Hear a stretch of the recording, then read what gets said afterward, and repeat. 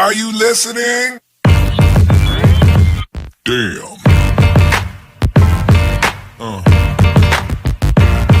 Yeah.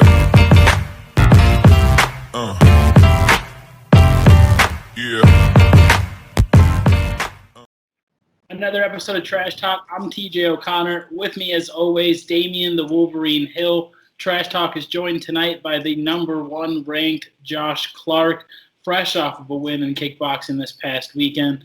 First, let's run through the sponsors of the show. Valhalla Combat Sports Incorporated, Ink Shrinks Tattoo, Origin Wellness CBD, Spartan Martial Arts, The Striking Institute, James Clark Sports Psychology and Hypnosis Therapy, The Fighters, and my mom. Josh, how are you doing tonight? Doing great. How about you guys? Can't complain. I'm doing good.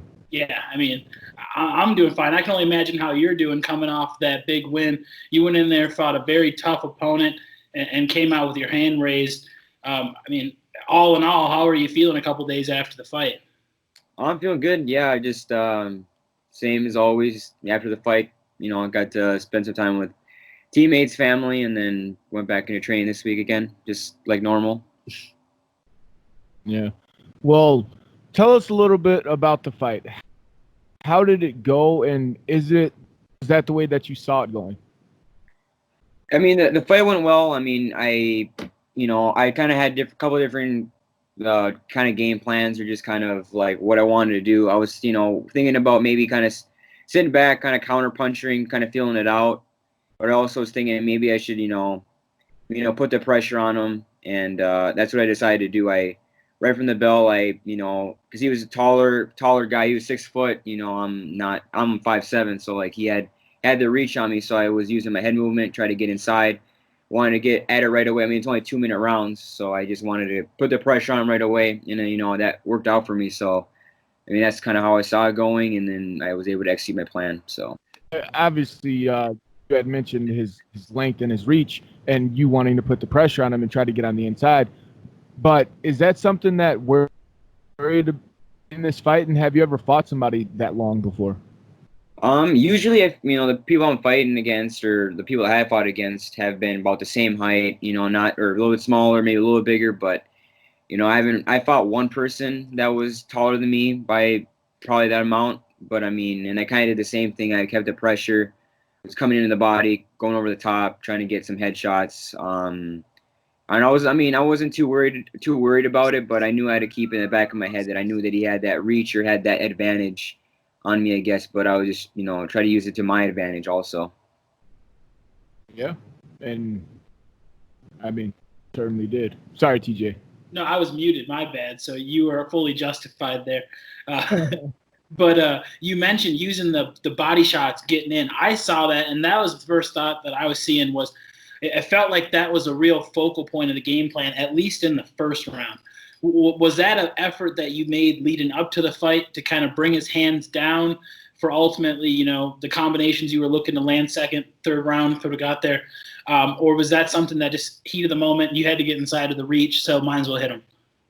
Yeah, it was kind of like a little bit of both. I was thinking, I'm going to hit him with some body shots, come up back up top, see how it reacts to it, kind of slow him down a little bit, kind of get him a little bit tired, and then work my way up. But at the same time, like, I was focusing on, I wanted to throw some more other different strikes. I mean, I think I mainly just more boxed him, I guess. I didn't really throw a bunch of kicks in that fight. I threw mainly punches and the knees in the clinch.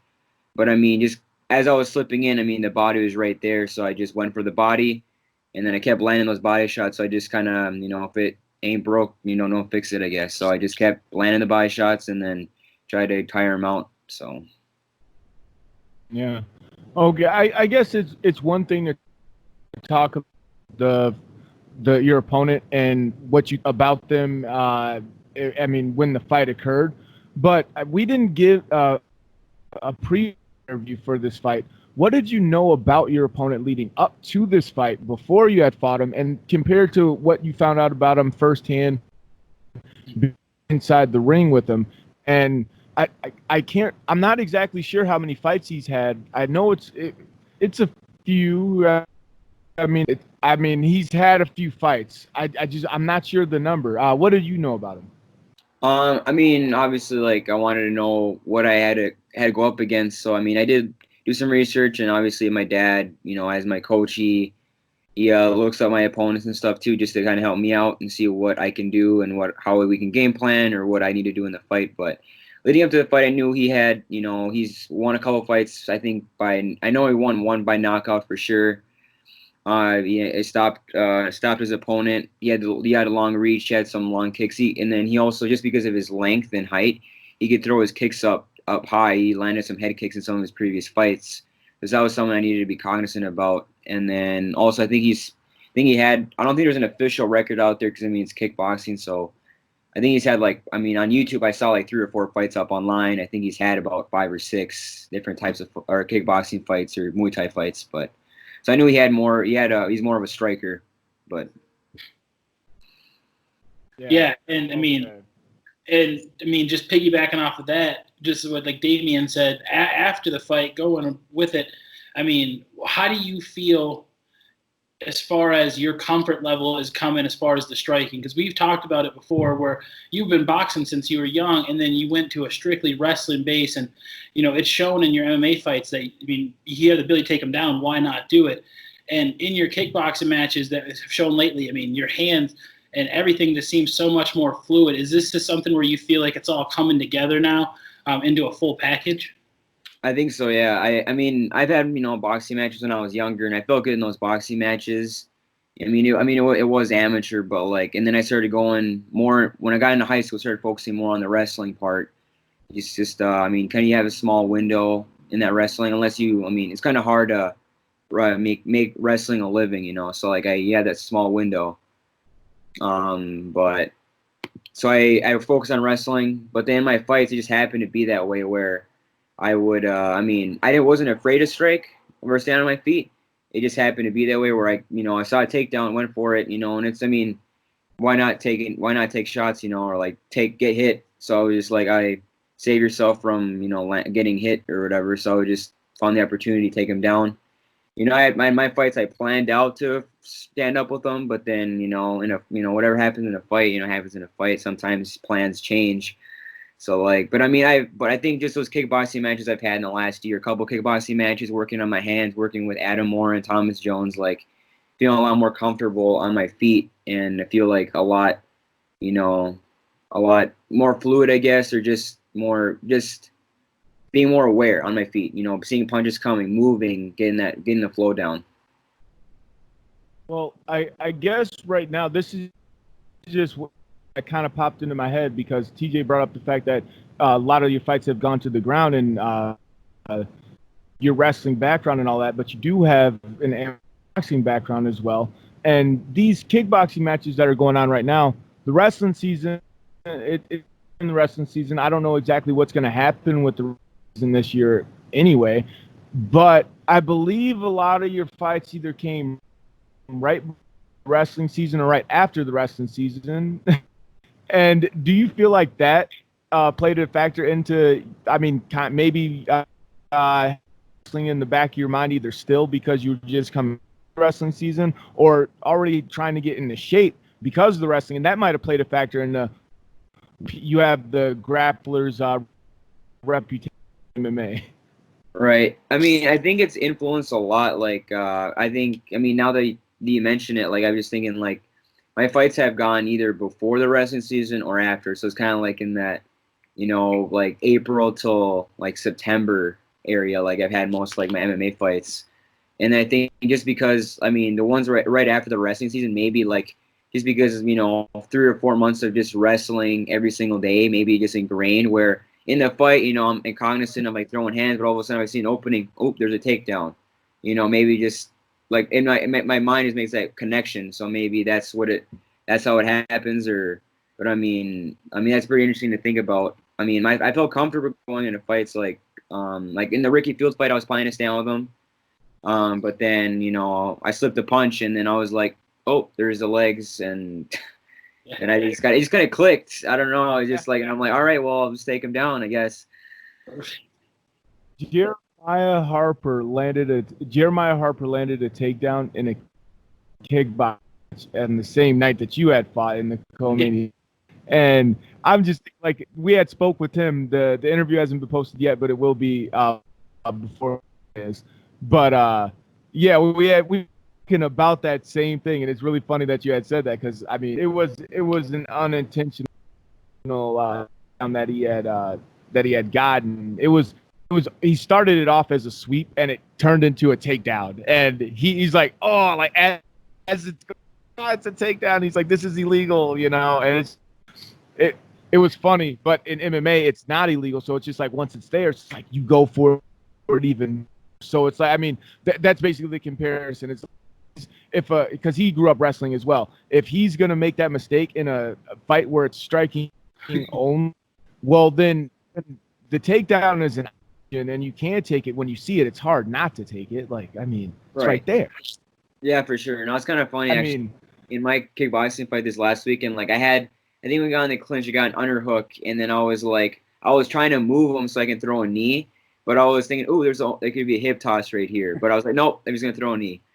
But like, and actually my team, like, I had my teammates there from actually some of my buddies from Totino came up and watched the fight, and they wrestled with me in high school, but they were saying, oh, I thought we were going to throw a hip toss there. And I'm like, yeah, I was actually thinking about it, but then I'm like, nope, I can't throw it. I can just move them and throw a knee instead. But it's kind of funny. Like, I think your mind makes connections to what you're used to. So, like, I think there's ways that you can, like, turn off and turn on things, as long as the amount of how you do it, or like, if you keep doing every single thing, eventually you get to, like, you go to boxing mode, or you go to wrestling mode, jiu-jitsu mode, or you get to flip those switches if you need to. I want to ask you, okay, well, I don't know if you can even answer this, but how did you say no when you were in hip toss there? No, it's illegal. How do you do that? How do you, in the moment? I mean, like, I don't know. It's almost like a split second where I'm like, I feel like I'm like, there's an opening here, but I mean, like, I just know I think it just comes from practice and just, like, knowing what type of fight you're in.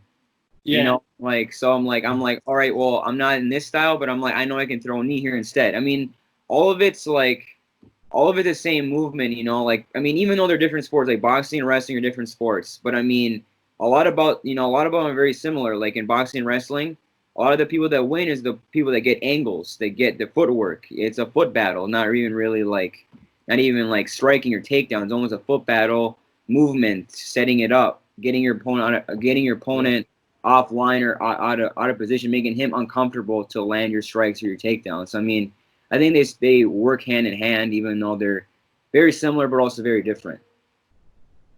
Well, you made me think of something when you had said, well, I guess just practice, just because this is fans that don't know, me, TJ, and Josh all trained together. TJ lives in Colorado now, but me and Josh still train together at Valhalla Combat Sports. How practice is run, I mean, it's a fighters, so there'll be certain guys that have a kickboxing match coming up. There'll be certain guys that have an MMA coming up. There'll be certain guys that have a boxing match coming up, things like that. Now, Josh is in the middle of the ring. I mean, the bull in the ring, So he's sitting in there for 3 or 4 rounds, 5 rounds in a row, however many, and then, but one of the guys comes in and he has a kickboxing fight. Hey, Josh, can I throw some kicks? Yeah, okay. You knowing that you only have a boxing or a kickboxing, so you willing to throw kicks or not, and then somebody else comes in and saying, hey, I have a kickboxing match or I have an MMA match, and you work in, and I mean, it clicked as soon as you said it. Like, I guess we have at Valhalla from doing, like, striking with different rules in different rounds, even where one right after another, and kind of train yourself in how not to make mistakes, I guess. Yeah, I like that.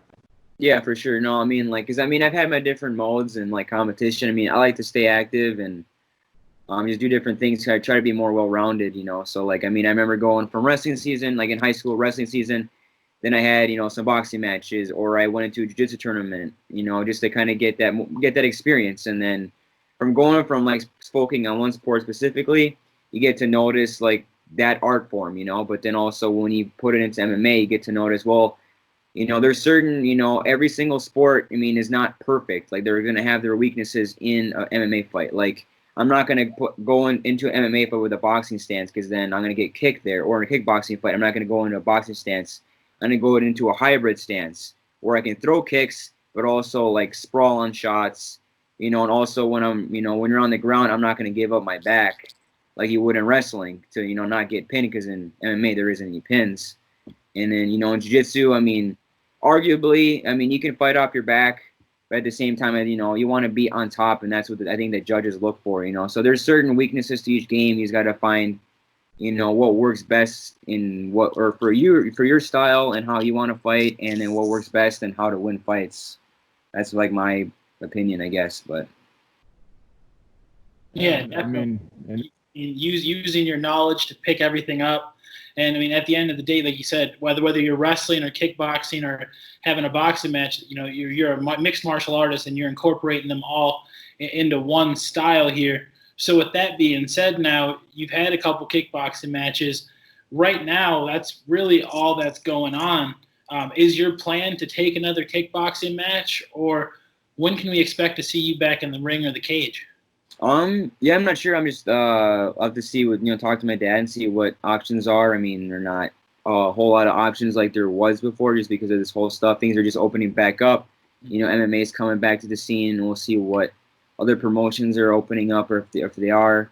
We'll see. Like me and my dad will talk, also, I'm thinking about maybe breaking another world record, before summer ends too. So I might do that. Might go, or we'll see what's out there. I just want to stay active, so I'm kind of excited to see what's up next. But fans, if that last line right there didn't tell you who Josh Clark is, I feel like you need to go back and watch the whole interview. Anybody who casually goes, I might just break another world record by the end of the summer, this is a guy you want to follow. Yeah. I really can't wait to see what is next. I can't wait. Whether the world record happens this summer or not, it's something that you're probably going to end up doing. If you just said it's like, it'll probably be this summer, maybe this winter. I don't know, but anyway, it's fun. I guess before we do wrap this up tonight, sponsors, teammates, anybody think give a special shout out to or anything.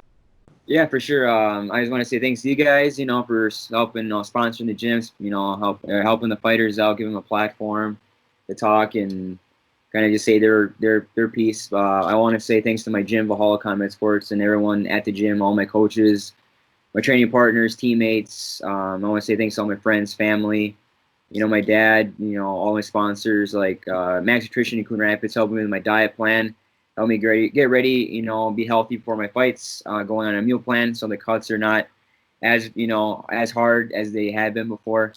I want to say thanks to Riddle of Steel, Origin Wellness, CBD, a premier CBD and boutique, Ink Streaks Tattoo, trying to think of other ones, James Clark Sports Psychology, just all the people that help me out, and then just say thanks to like teammates from high school like Jake Sweel, Bryce Erkenbrock, Joe Hinkle, Tristan Zuniga. They came up during the week of my fight, helped me cut some weight, helping me out.